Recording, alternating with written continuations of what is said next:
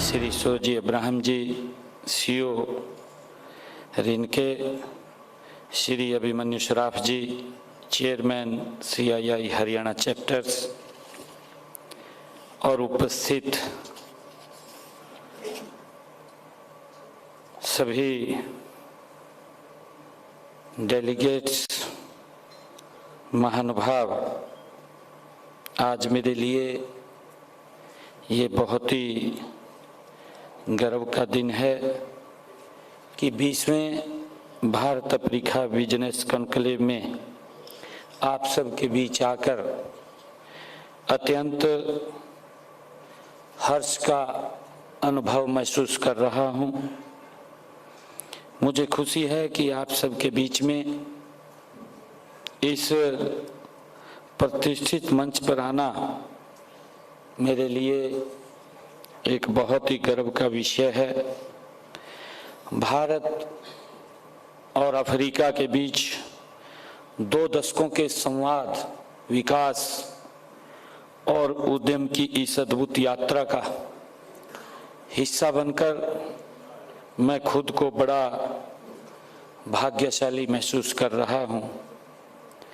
मैं सबसे पहले तो विदेश मंत्रालय, भारत सरकार और कॉन्फेडरेशन ऑफ इंडिया इंडस्ट्री का यह महत्वपूर्ण कॉन्क्लेव आयोजित करने के लिए मैं इनको बहुत बहुत साधुवाद और बधाई देता हूं, धन्यवाद करता हूं।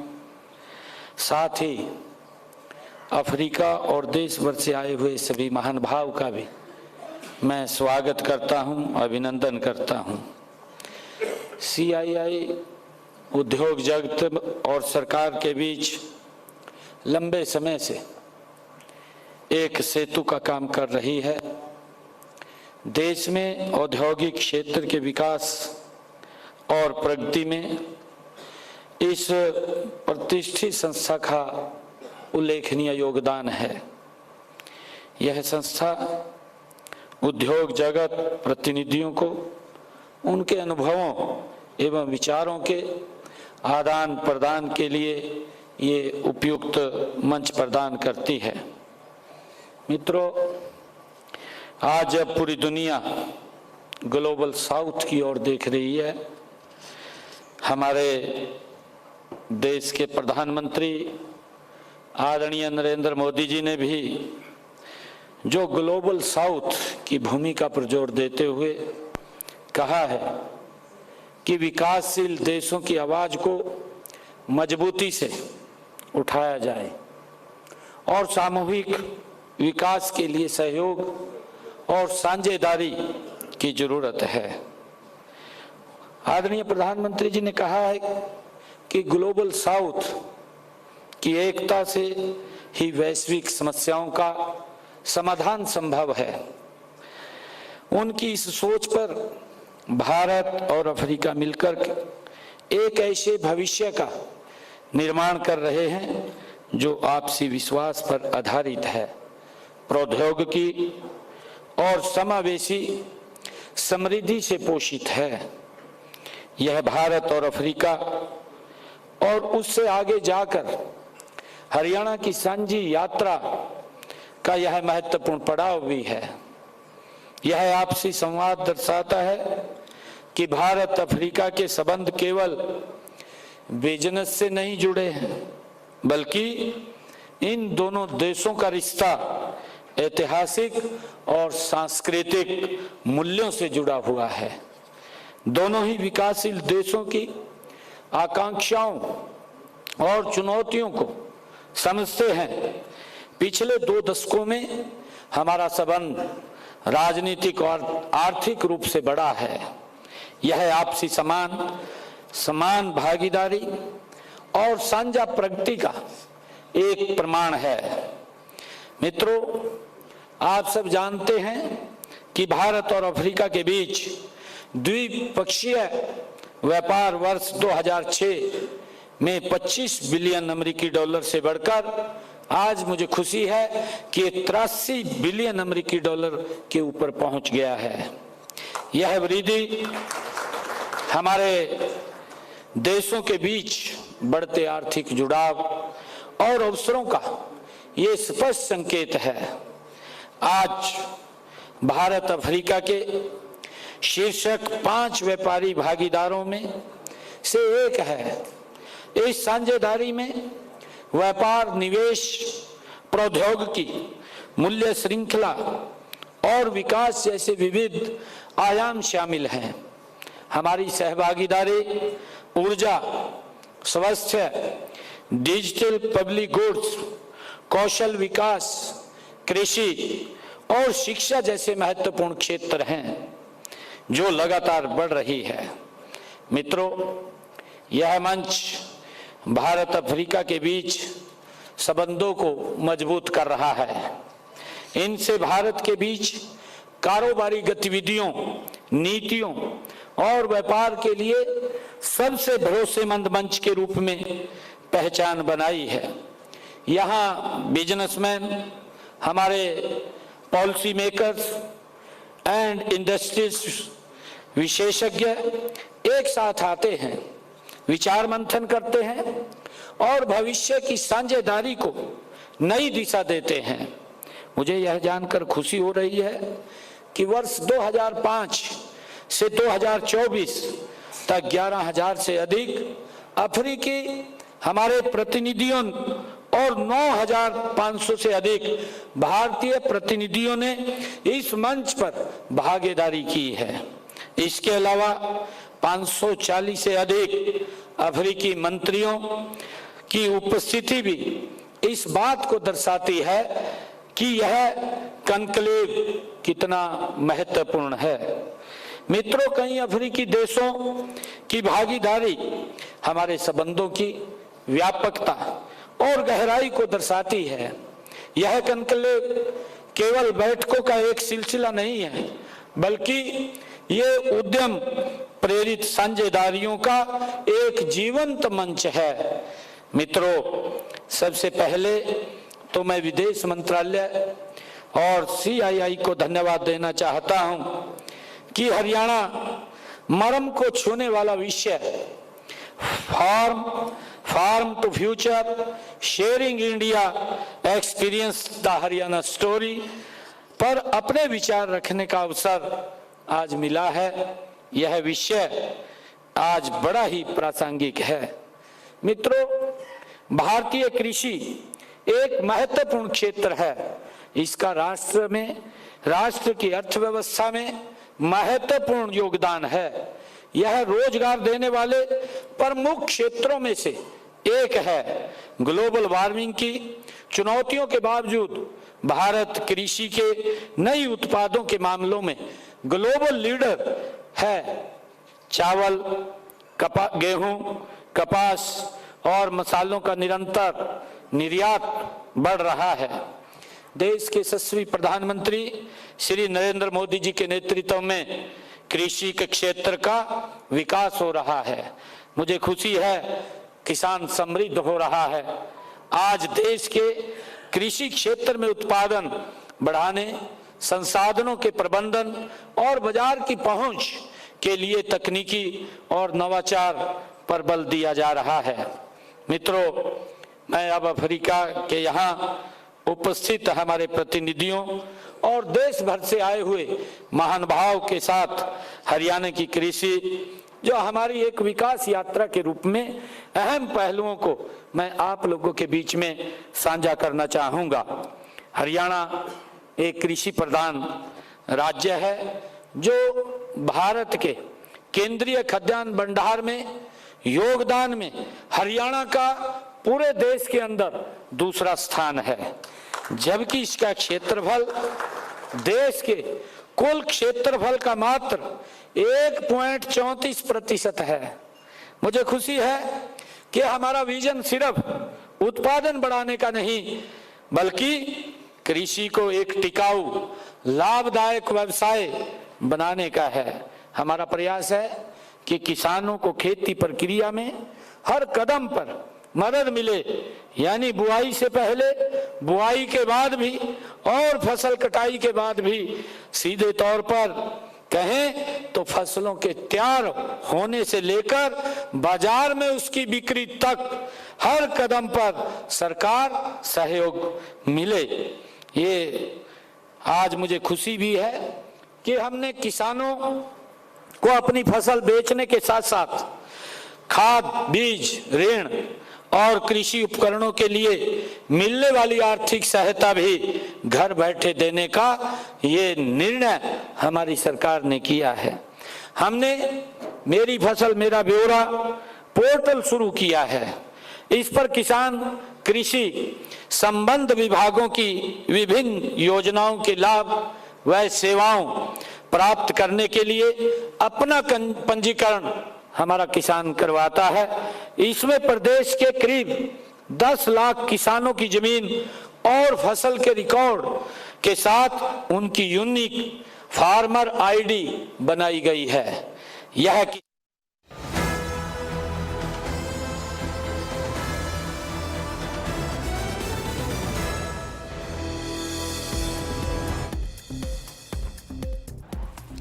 हरियाणा में महिलाओं को अगले महीने से मिलेंगे 2100 रुपए। कैबिनेट बैठक में लगी दीनदयाल लाडो लक्ष्मी योजना पर मुहर। 25 सितंबर से होगी शुरुआत।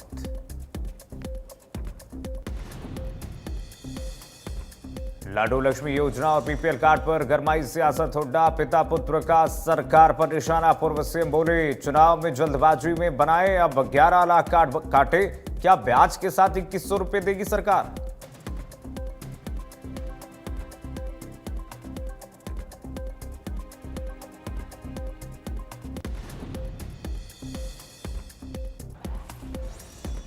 पंजाब में बाढ़ से बिगड़े हालात के बाद हरियाणा ने बढ़ाया हाथ। सीएम नायब सैनी ने पंजाब सीएम को लिखा पत्र। बोले संकट की घड़ी में पंजाब के साथ।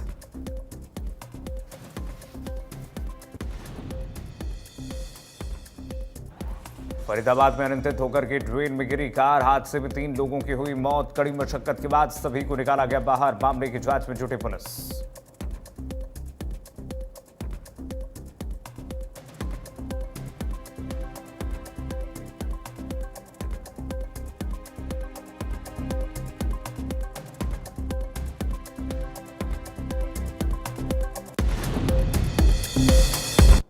राम राम, इंडिया न्यूज हरियाणा देख रहे हैं आप। मैं हूं आपके साथ कीर्तिमान सिंह। सीधे लिए चलते मुख्यमंत्री नायब सैनी इस वक्त इंडिया अफ्रीका बिजनेस कॉन्क्लेव में संबोधित कर रहे हैं, सुनाते हैं। 25 से 30% तक पानी की बचत होती है जो हमारा किसान सीधा बुआई करता है। हम सूक्ष्म सिंचाई पद्धतियों पर 85% तक सब्सिडी देकर ड्रिप और स्प्रिंकल सिंचाई को बढ़ावा दे रहे हैं ताकि पानी का कुशलता पूर्वक उपयोग हम कर सकें। वर्तमान समय में एक बड़ी चुनौती खेती का परंपरागत फसलों तक ही सीमित हो जाना है। इसके लिए हमने हरियाणा में फसल विविधीकरण को बढ़ावा दिया है। हम जानते हैं कि इसमें सफलता तभी मिल सकती है जब परंपरागत फसलों के स्थान पर ऐसी फसलें लगाई जाएं जो पानी व अन्य प्राकृतिक संसाधनों का कम उपयोग करें, जिनकी लागत कम हो और जिनसे किसान की आय बढ़े। इस दिशा में हमने कई नई पहल की हैं और उनके सार्थक परिणाम भी आने लगे हैं। यह सीधे तौर पर हमारी कॉन्क्लेव के जल संरक्षण और जल स्मार्ट कृषि के मुख्य बिंदुओं से ये मेल भी खाता है। मुझे खुशी है कि हमने मिट्टी के स्वास्थ्य को बेहतर बनाने के लिए जैविक और प्राकृतिक खेती को बढ़ावा दिया है। रासायनिक उर्वरकों और कीटनाशकों के उपयोग को कम करने पर हम लगातार जोर दे रहे हैं। हमने प्राकृतिक खेती लागू की है। इसके लिए एक प्राकृतिक खेती पोर्टल भी हमने शुरू किया है। इस पोर्टल पर 1,45,000 किसानों ने अपना पंजीकरण भी कराया है। इसके परिणाम स्वरूप वर्तमान में 11,000 से अधिक किसान 17,000 एकड़ भूमि पर प्राकृतिक खेती भी कर रहे हैं। मुझे ये बड़ी खुशी है। मित्रों, कृषि अवशेष प्रबंधन के माध्यम से पराली जलाने की समस्या का समाधान निकाला जा रहा है और इसे ऊर्जा या खाद में बदलने की दिशा में हम कार्य कर रहे हैं, जो इस कनक्लेव के सर्कुलर इकोनॉमी सॉल्यूशन के साथ मेल खाता है। कृषि कार्यों में और सौर ऊर्जा के उपयोग को बढ़ावा देना, जैसे सौर पंपों की स्थापना, अक्षय ऊर्जा के उपयोग की दिशा में एक बड़ा कदम हम आगे बढ़ा रहे हैं। मित्रों, हमने कृषि में प्रौद्योगिकी के उपयोग को बढ़ावा देने में अग्रणी भूमिका निभाई है। हम किसानों को नवीनतम कृषि उपकरणों जैसे कि आधुनिक ट्रैक्टर और मशीनरी तक पहुंच प्रदान कर रहे हैं। ड्रोन का उपयोग फसलों की निगरानी, कीटनाशकों के छिड़काव, प्राकृतिक आपदाओं से हुए नुकसान का आंकलन तथा जमीन की पैमाइश के लिए किया जा रहा है। डिजिटल प्लेटफॉर्म के माध्यम से किसानों को सीधे बाजार से जोड़ा जा रहा है। इसके लिए प्रदेश की 108 मंडियों को हमने ई नेम से जोड़ने का काम किया है, ताकि किसान को अपनी उपज का बेहतर मूल्य मिल सके और बिचौलियों की भूमिका इसमें कम हो। मित्रों, मौसम की जानकारी, फसल सलाह और सरकारी योजनाओं की जानकारी मोबाइल ऐप के माध्यम से किसानों तक पहुंचाई जा रही है, जो डिजिटल पब्लिक गुड्स के सिद्धांत के अनुरूप है। हमने खाद्य प्रसंस्करण को बढ़ावा देने के लिए खाद्य प्रसंस्करण नीति भी बनाई है। उद्यमियों और किसानों को अखाद्य प्रसंस्करण इकाइयों की स्थापना करने के लिए कई तरह के वित्तीय प्रोत्साहन भी दिए जा रहे हैं। मुझे खुशी है कि युवा उद्यमियों को कृषि तकनीक और खाद्य प्रसंस्करण जैसे क्षेत्रों में स्टार्टअप शुरू करने के लिए प्रोत्साहित किया जा रहा है, जिससे युवा नेतृत्व वाली उद्यमिता को बढ़ावा मिल सके। मित्रों, मैं बताना चाहूंगा कि हमने प्रदेश में हरियाणा राज्य स्टार्टअप नीति 2022 को भी लागू किया है। इसमें capital subsidy, lease rent subsidy, payment लागत की प्रतिपूर्ति, नेट SGST में रियायत, क्लाउड स्टोरेज सहायता और सीड फंडिंग जैसी अनेक सुविधाएं इसमें शामिल हैं। इनमें हमारे युवा बिना किसी वित्तीय चिंता के अपने आइडियाज पर काम कर सकेंगे और इसी का परिणाम है कि प्रदेश में युवाओं द्वारा 9,500 स्टार्टअप भी शुरू किए गए हैं। मुझे ये भी खुशी है बताते हुए आप सबके बीच में ये गर्व भी हो रहा है कि आज हरियाणा भारत में स्टार्टअप की संख्या में 7वें बड़े राज्य के रूप में उभर कर आगे बढ़ रहा है। इससे भी अधिक खुशी की बात यह है कि इसमें लगभग 50% महिला हमारी स्टार्टअप संस्थापक हैं। ये हमारे लिए और भी बहुत गर्व की बात है। यह हमारी बेटियों की बढ़ती शक्ति का ये प्रतीक है। हमने अगले चरण में स्टार्टअप में महिलाओं की भागीदारी ये बढ़ा करके 60% करने का लक्ष्य हमारी सरकार ने रखा है। प्रदेश में 750 से अधिक किसान उत्पादक संगठनों का भी हमने गठन किया है। ये किसान को एक साथ मिलकर काम करने, सामूहिक रूप से अपनी उपज बेचने और ऋण आदि प्राप्त करने में मदद करते हैं। कोल्ड स्टोरेज और वेयर हाउसिंग की अवसंरचना को मजबूत किया जा रहा है, ताकि किसान अपनी उपज को बेहतर समय पर बेच सके। मित्रों, मुझे खुशी है कि हमने हरियाणा में मधुमक्खी पालन नीति तैयार करने वाला ये देश का पहला राज्य हरियाणा है। इस नीति के अंतर्गत 10 वर्षीय हमारे जो कार्य योजना हमने बनाई है, मधुमक्खी पालन की गतिविधियों को बढ़ावा देने के लिए प्रदेश में एक नया कार्यक्रम हमने शुरू किया गया है। हम बागवानी तकनीकों के प्रदर्शन हेतु उत्कृष्टता केंद्रों, एक्सीलेंसी सेंटर की स्थापना में देश में सबसे आगे हैं। प्रदेश में प्रत्येक जिले में हमने एक्सीलेंसी सेंटर स्थापित किए जा रहे हैं।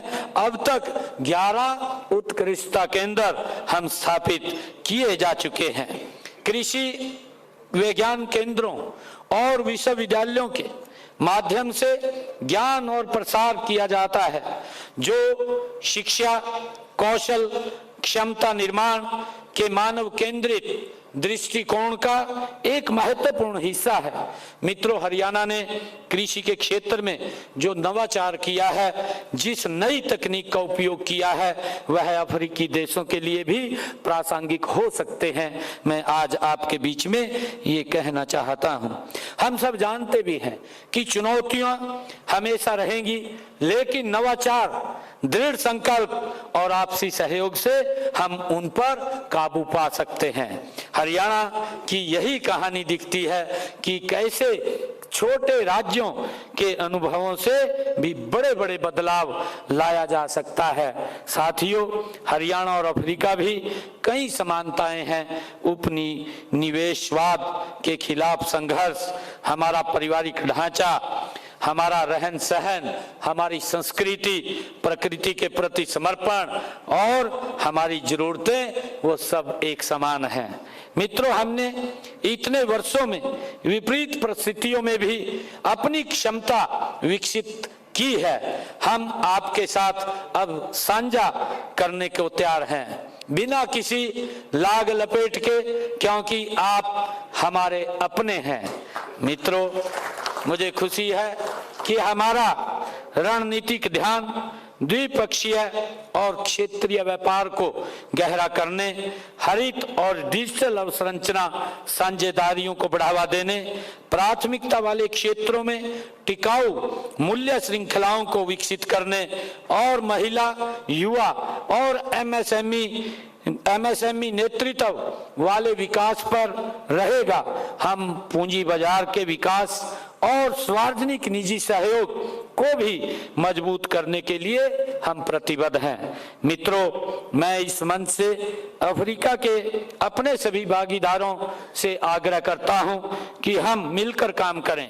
आइए हम अपने अनुभवों को साझा करें, अपनी सर्वोत्तम कृषि पद्धतियों का आदान प्रदान करें और एक साथ मिलकर उन चुनौतियों का हम सामना करें जो हमारे सामने हैं। हमें एक दूसरे की क्षमताओं पर विश्वास करना चाहिए और नए अवसरों को हमें मिलकर के तलाशना चाहिए। भारत और अफ्रीका के बीच यह साझेदारी मानवता, गरिमा और एक साझा भविष्य के लिए एक शक्तिशाली ये संदेश भी है। हम हरियाणा के लोग B2B यानी बिजनेस टू बिजनेस और G2G यानी गवर्नमेंट टू गवर्नमेंट और डील नहीं करते, बल्कि H2H यानी हार्ट टू हार्ट डील करते हैं।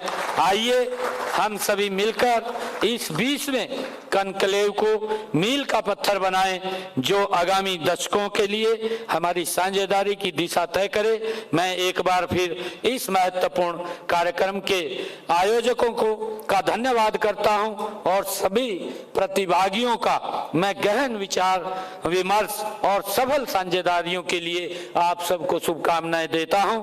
धन्यवाद। जय हिंद, जय भारत।